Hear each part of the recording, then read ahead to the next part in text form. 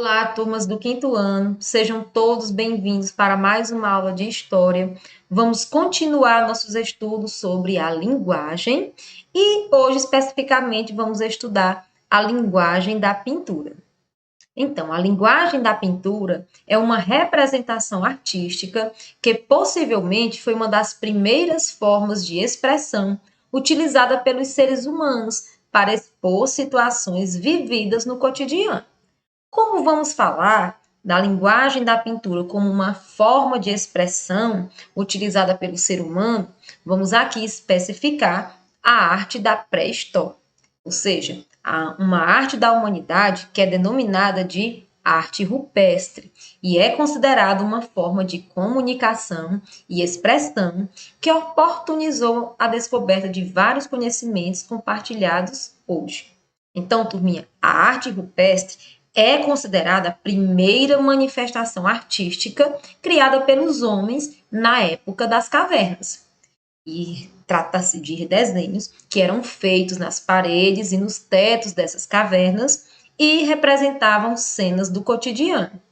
Essas cenas eram as mais diversas possíveis, como desenhos abstratos que representavam símbolos, como também cenas do cotidiano. Sabemos que nesta época o homem sobrevivia da caça de alguns animais, porque encontramos registros rupestres aqui representando a caça, e nesta outra cena, provavelmente uma dança ou algum ritual religioso, ou seja, também cenas do seu cotidiano. Então, turminha, outra descoberta e muito comum são os registros de animais de grande porte, como, por exemplo, bisões, que são uma espécie de boi, como também mamutes, aqui representado por uma pintura e por uma gravura rupestre.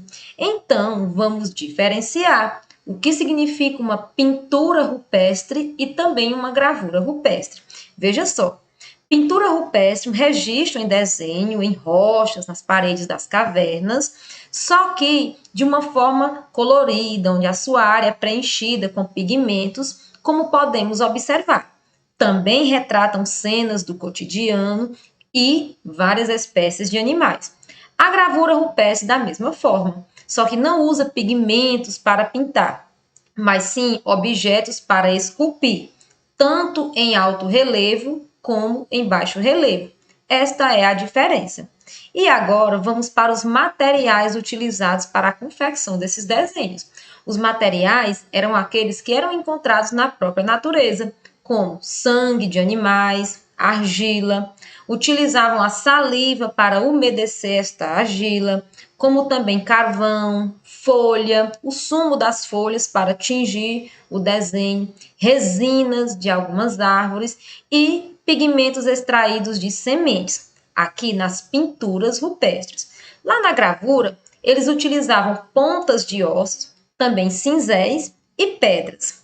Aqui, dada a esses materiais, podemos dizer que este período era o Paleolítico, no qual nós vamos lembrar aqui o período da pedra lascada, onde o homem utilizava esses instrumentos para confeccionar elementos para a sua defesa, para a sua sobrevivência e também para utilização nas pinturas e nesses desenhos. E olha só, turminha, nosso Piauí tem registro histórico, o Parque Nacional Serra da Capivara, que é um parque que abriga um dos maiores sítios arqueológicos a céu aberto das Américas. Onde fica a Serra da Capivara? Vamos observar aqui no mapa, na região que compreende a cidade de São Raimundo Nonato e alguns municípios circunvizinhos, fica esse grandioso parque que abriga muitos sítios arqueológicos e que serve de fonte de informação para pesquisadores, estudiosos, como também para o turismo, para quem preferir visitar. Vejamos aqui alguns desenhos que estão representados nas rochas, nas cavernas do Parque Nacional Serra da Capivara. Um bastante conhecido é uma pintura que representa a cena de um beijo. Olha só, cena de beijo localizado na toca do boqueirão da Pedra Furada. Este desenho, esta imagem, atrai muitos turistas do mundo inteiro. Como também uma cena aqui do cotidiano. Observamos nessa pintura, que representa animais e pessoas, também localizada no parque, representa aí contas, provavelmente a contagem de servos, de animais, representa também caça. Isso nos faz compreender melhor como viviam os povos dessa época e o que eles tinham para a sua sobrevivência. Então, turminha, com base nessas informações, vamos praticar um pouco. E para praticar, vamos observar a imagem que você vê na tela, que também é uma pintura rupestre, está localizada na Argélia, continente africano. Observando direitinho, você já sabe o que significa, não é?